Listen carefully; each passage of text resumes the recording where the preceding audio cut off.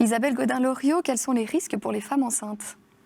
Alors, une femme enceinte, c'est difficile de dire les risques. Je pense qu'il faut éviter de diaboliser complètement le tabac.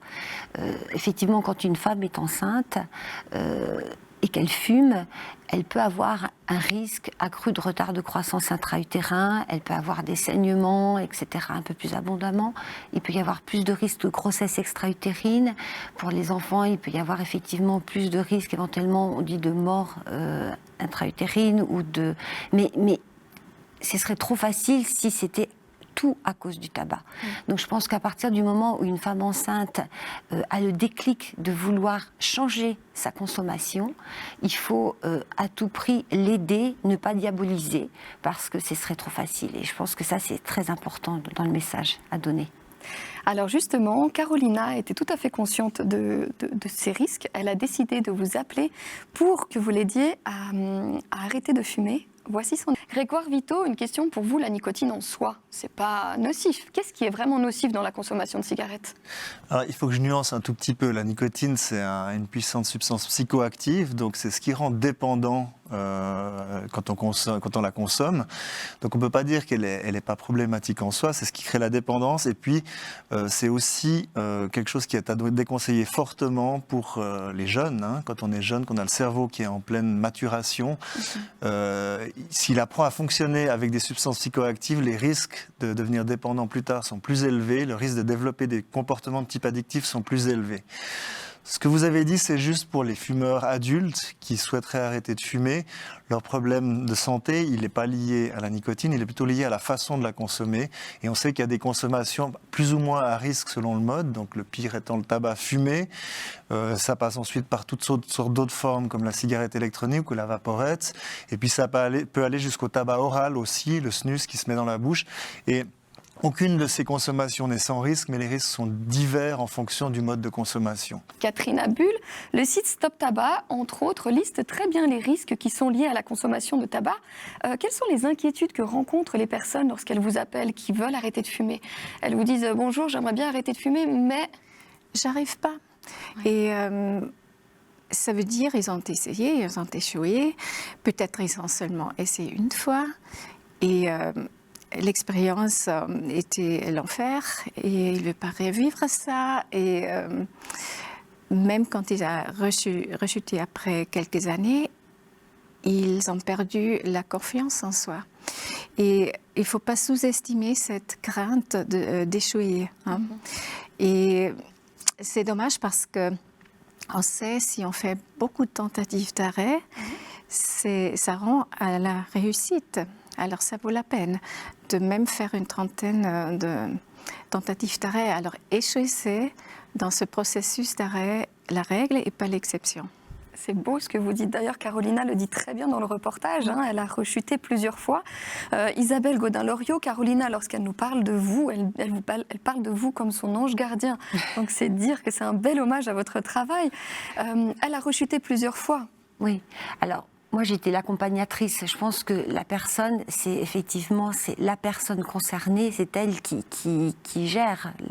Ensuite, là, on est là pour effectivement essayer de personnaliser, l'accompagner dans sa démarche. Et effectivement, comme le dit très bien notre personne, par moment, on a envie.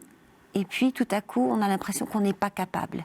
Et je pense qu'il faut valoriser toute modification. Et c'est ce qu'on a essayé de faire. C'est-à-dire que chaque cigarette en moins, c'est une petite victoire. Il faut éviter de se donner des buts trop importants parce que sinon, ça dévalorise et là, on est vers l'échec. Donc, avec Carolina, effectivement, on a progressivement tâtonné. On a regardé quelles étaient les limites, pourquoi ces limites, qu'est-ce qui était le plus important, et puis discuter de pourquoi ça n'avait pas marché, pourquoi elle a repris, etc. Et progressivement, on modifie le comportement, et je pense que c'est aussi très comportemental. Il n'y a pas de solution type. Je pense qu'il faut aller accompagner la personne, et chaque fumeur est unique. Donc il faut vraiment, et chaque fumeuse est unique. Et chaque victoire est aussi Et unique. chaque échec exactement, exactement. Je Donc pense que ça c'est important. On les accompagne jusqu'au bout.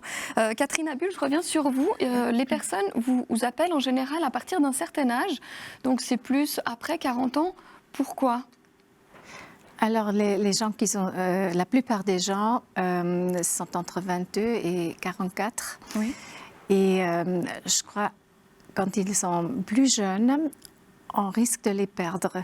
Quand ils ont commencé très tôt, à 15 ans, alors là, on risque de les perdre.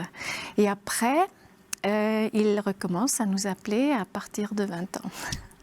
Et puis il y a aussi tous les risques liés au tabac qui se montrent finalement, les conséquences du tabac qui se montrent après 40 ans.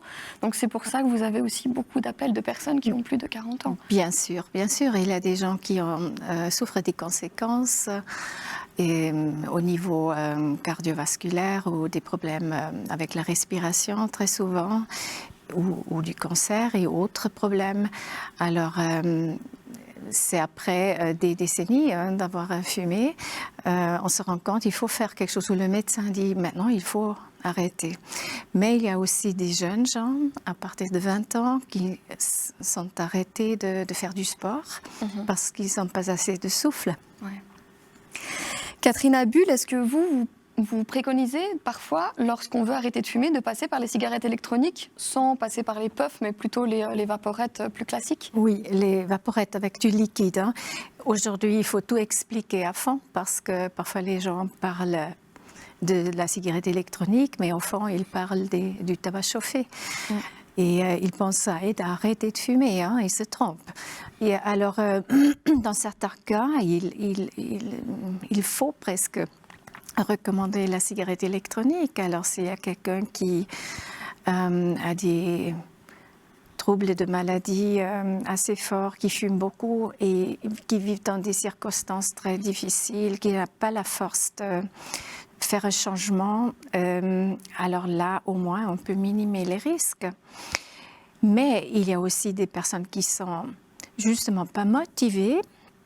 Ils disent j'aime bien cette flèche de la nicotine, je ne veux pas abandonner ça et je vais... oui, avec la cigarette électronique, ils ont la chance de continuer. Alors c'est toujours cette idée, oui, si je pourrais fumer sans avoir ces risques.